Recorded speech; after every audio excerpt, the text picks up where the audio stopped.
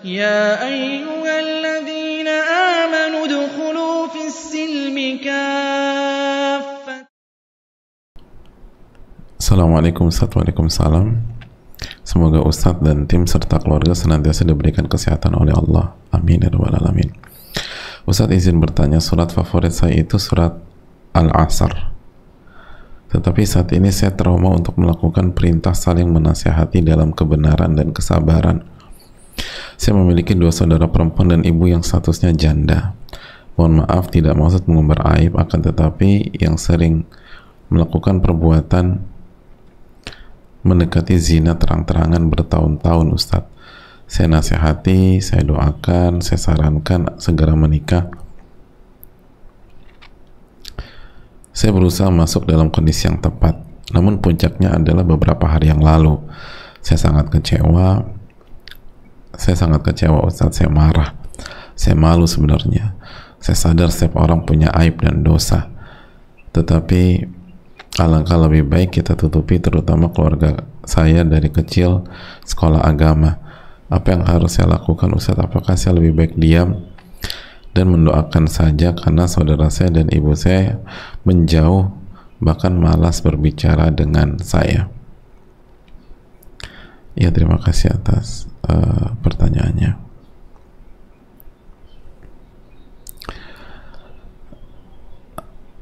Hadirin Allah muliakan, kembali aja ke surat favorit penanya, semoga Allah muliakan.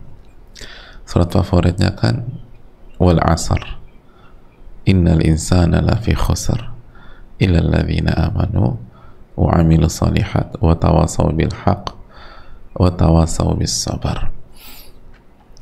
Ayatnya kan sampai akhir kita baca, bukan hanya wa tawasaw bil haqq, tapi juga wa tawasaw bis sabar, saling menasihati di atas kebenaran dan saling menasihati dengan kesabaran. Jadi dalam dunia nasihat menasihati itu harus sabar, hadirin. Dan saya sepakat, ngomong tuh gampang, bicara itu mudah, harus sabar.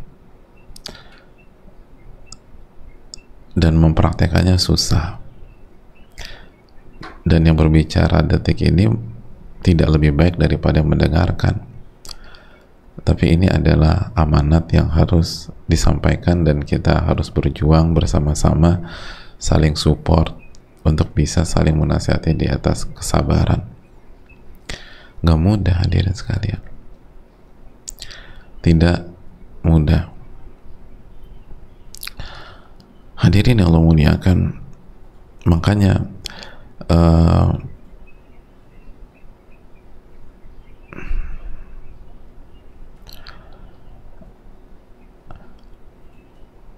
renungkan bahwa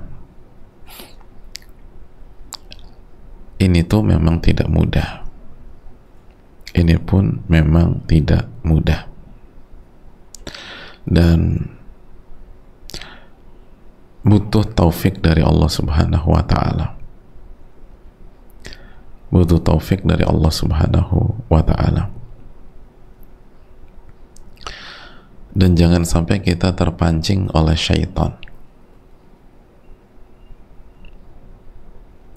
Hadirin Allah muliakan, mari kita simak riwayat berikut ini yang diriwayatkan oleh Imam Ahmad dari Abu Hurairah. Nabi SAW itu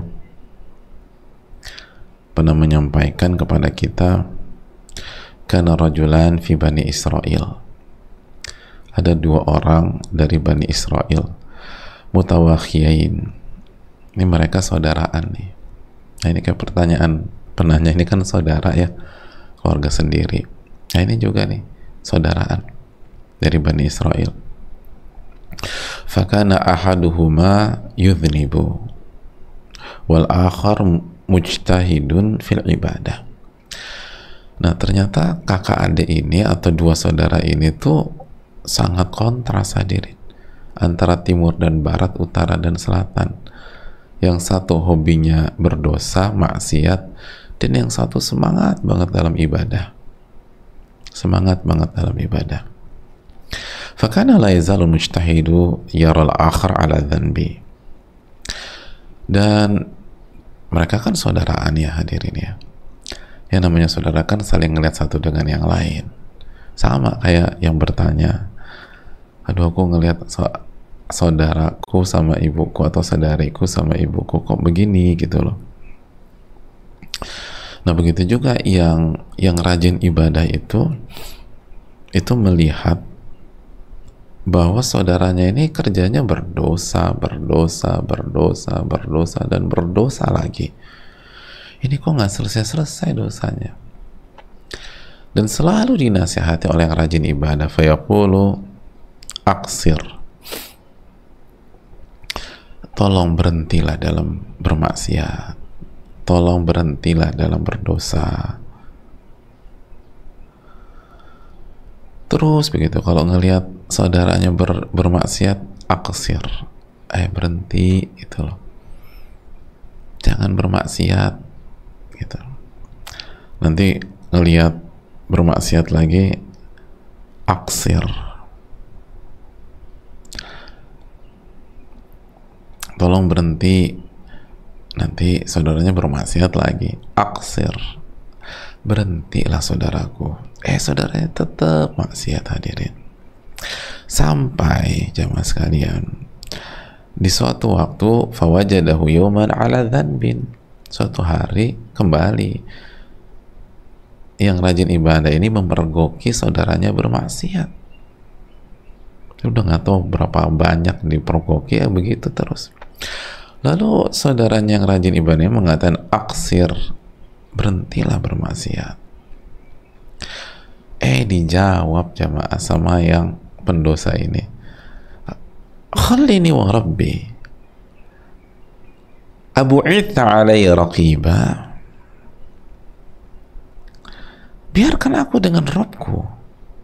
Apakah engkau diutus oleh Allah untuk mengawasi aku? Ini udah jadi raqib atid nih gitu, misalnya kalau bisa kita jadi malaikat yang kerjanya ngawasin, mencatat perbuatan dosa. Kenapa sih ribet amat? Urus aja diri sendiri, tinggalkan aku dengan Rabbku. Nah ini hadirin, kalau di pertanyaan tadi kan, tadi katanya saudarinya sama ibunya mulai nggak nyaman dan menjauh ya. Tapi kalau di hadis ini udah di skakmat itu hadirin, gitu. Bukan bete atau menjauh lagi. Ini dijawab, dibantah. Khallini wa rabbi, tinggalkan aku dengan Rabbku. Ini kan urusan saya, itu kan. Ini kan privasi saya. Kenapa sih ribut banget? Kenapa sih masuk ke kehidupan orang, privasi orang? Abu'itha alayya raqiba, engkau tuh diutus oleh Allah untuk jadi pengawasku ya. Udah jadi raqib atid nih. Hadirin Allah muliakan. Gimana kira-kira kalau kita jadi yang rajin ibadah?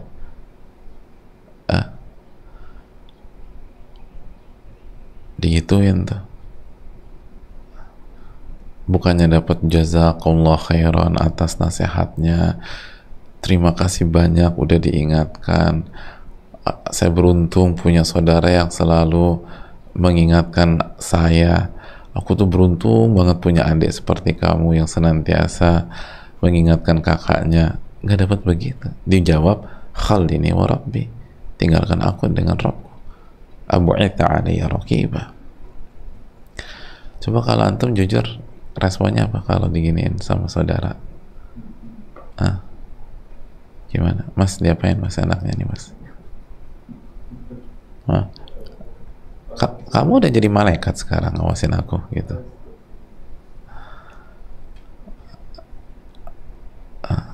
Hadirin yang Allah muliakan.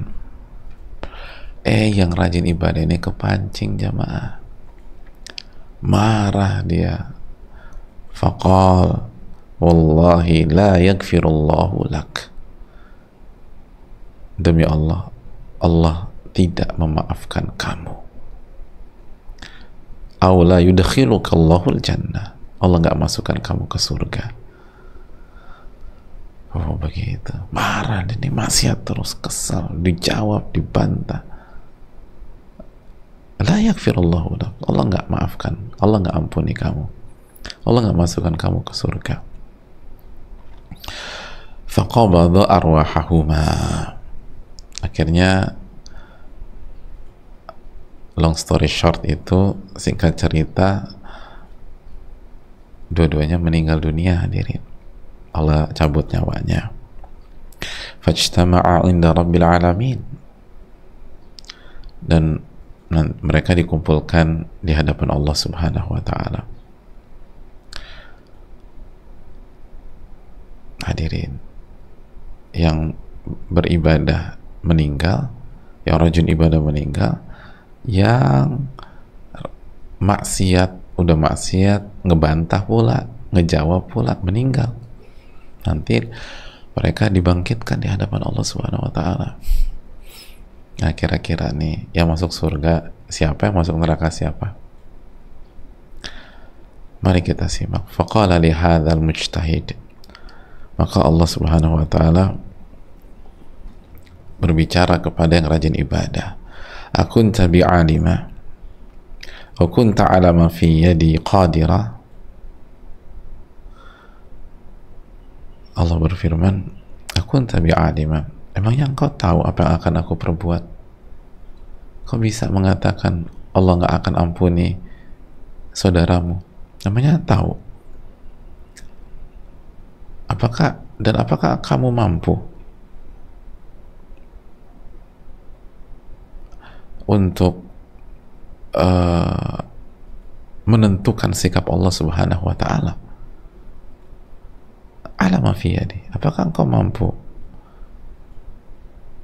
menentukan apa yang ada di tanganku, merubah apa yang ada di tanganku?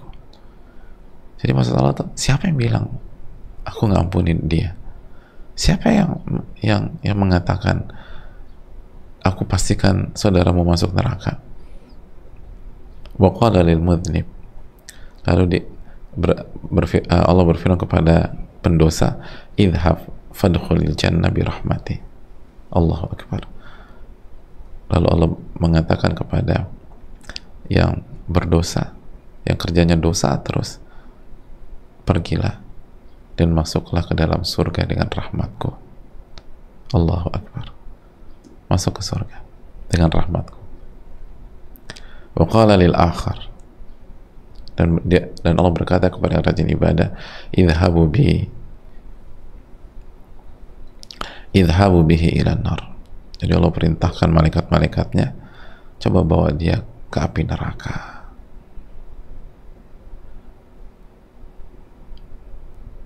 Masya Allah, masuk neraka. Apa kata Abu Hurairah? Walladhi nafsi biyadih la takallama bi kalimatin aw baqat dunyahu wa akhiratah. Demi diriku yang ada dalam genggamannya, demi Allah, itu yang rajin ibadah, dia ucapkan kalimat yang menghancurkan dunia dan akhiratnya.